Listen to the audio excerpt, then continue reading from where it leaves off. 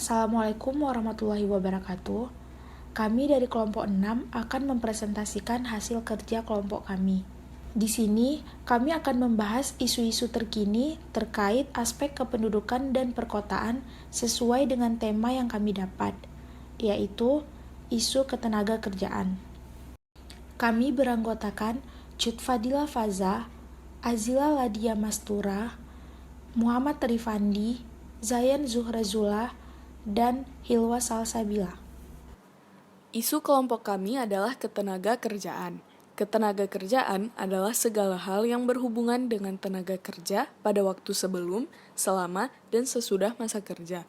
Sedangkan tenaga kerja adalah setiap orang yang mampu melakukan pekerjaan guna menghasilkan barang dan atau jasa baik untuk memenuhi kebutuhan sendiri maupun masyarakat. Selanjutnya, keterkaitan isu terhadap kependudukan dan perencanaan.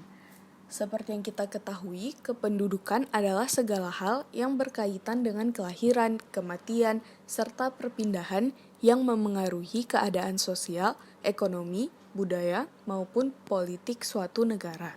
Data kependudukan memegang peran yang penting. Data kependudukan juga sering dijadikan sebagai patokan kinerja pembangunan suatu wilayah, seperti pertumbuhan ekonomi suatu wilayah, yang dinilai efektif jika pertumbuhannya berada di atas pertumbuhan penduduk, dan sebaliknya. Dalam perencanaan pembangunan, semakin lengkap dan akurat data kependudukan yang tersedia, maka semakin mudah dan tepat rencana pembangunan itu dibuat. Dengan demikian, mengintegrasikan kependudukan dalam strategi ekonomi dan pembangunan nasional akan mempercepat laju pembangunan yang berkelanjutan dengan menambah jumlah angkatan kerja. Hasilnya akan mempercepat pencapaian tujuan pembangunan kependudukan, seperti peningkatan kualitas sumber daya manusia. Adapun beberapa masalah terkait ketenaga kerjaan seperti pengangguran, upah minimum, dan minimnya lapangan pekerjaan dapat dipecahkan dengan data kependudukan dan kebijakan pemerintah baik dari sisi pendidikan, perundang-undangan, dan lain sebagainya. Studi kasus yang kami bahas di sini yang pertama, hubungan ketenaga kerjaan dan perubahan struktur ekonomi terhadap kesejahteraan masyarakat. Analisis permasalahan dari kasus ini adalah tidak terwujudnya kesejahteraan. Mengapa dikatakan tidak terwujudnya kesejahteraan? Dari hasil pengolahan data yang kami temukan, bahwa secara empiris, ketenaga kerjaan sangatlah berpengaruh terhadap kesejahteraan masyarakat, karena semakin tinggi kesempatan kerja akan mengakibatkan peningkatan kesejahteraan masyarakat tersebut.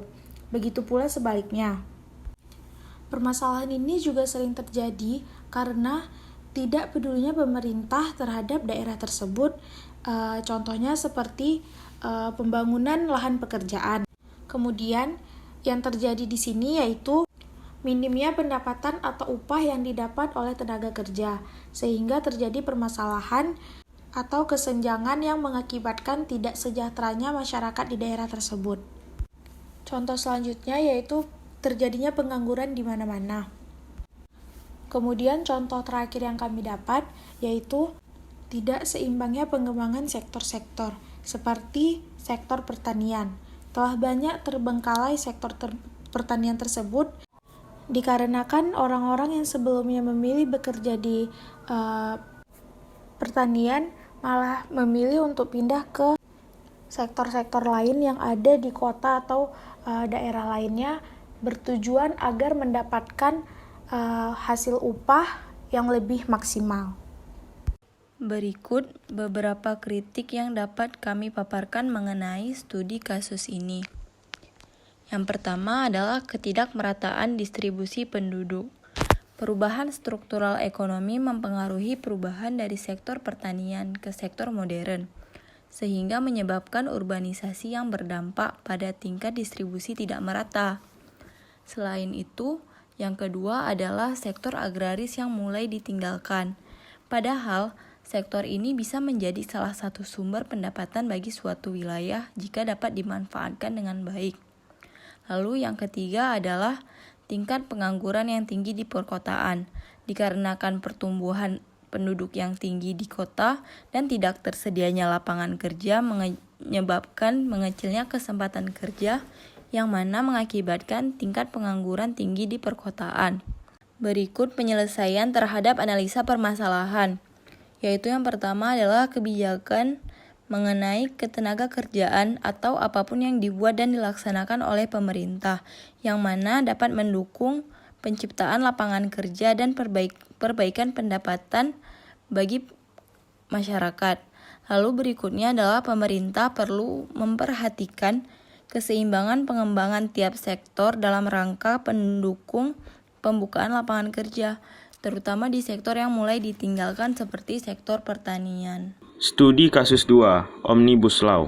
Omnibus Law itu sendiri adalah Undang-Undang Sapu Jagat atau Undang-Undang Omnibus adalah istilah untuk menyebut suatu undang-undang yang bersentuhan dengan berbagai macam topik dan dimaksudkan untuk mengamandemen, memangkas, atau mencabut sejumlah undang-undang lain.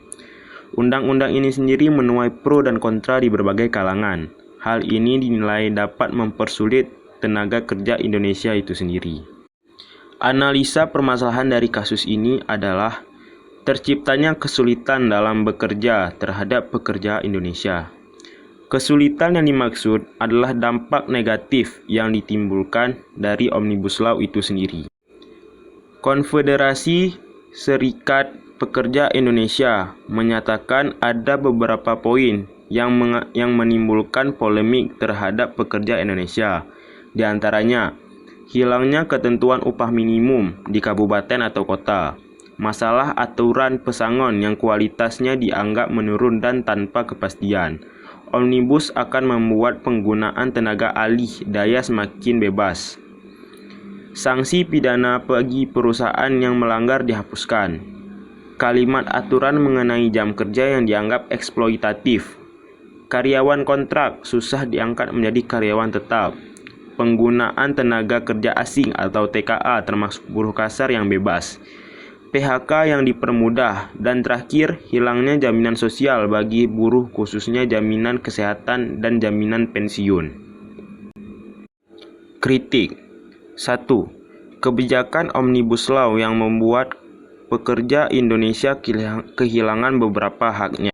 Hak itu sendiri adalah ketentuan upah minimum, kepastian pesangon, aturan jam kerja, serta jaminan kesehatan dan jaminan pensiun. Selain itu, peneliti Pusat Studi Hukum Indonesia atau Akil Oktarial menyatakan Omnibus Law dapat menciderai prinsip-prinsip demokratis di Indonesia, serta menambah beban regulasi apabila Omnibus Law gagal diterapkan.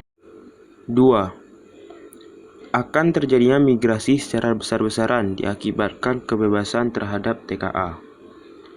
Dampak buruk dari Omnibus Law adalah memberikan kebebasan terhadap tenaga asing untuk bekerja di Indonesia, di mana hal ini menimbulkan migrasi secara besar-besaran dikarenakan tenaga asing yang membutuhkan pekerjaan. Dan kebebasan yang diciptakan Omnibus Law mempermudah tenaga asing dalam mencari kerja di Indonesia. Hal ini akan menimbulkan perebutan pekerjaan antara pribumi dan TKA. Penyelesaian dari kasus Omnibus Law yaitu yang pertama, merancang undang-undang baru terkait tenaga kerja asing, yang mana rancangan baru ini diharapkan adil atau memihak kepada pekerja Indonesia, inspektor-inspektor asing maupun dalam negeri, dan juga perusahaan itu sendiri. Yang kedua, memberikan batasan terhadap tenaga kerja asing di Indonesia. Karena dengan banyaknya pekerja asing di Indonesia, maka itu akan berdampak kepada pekerja dalam negeri. Yang ketiga, memberikan jaminan terhadap tenaga kerja pribumi. Hal ini untuk mensejahterakan pekerja Indonesia. Yang keempat, melindungi hak-hak pekerja Indonesia.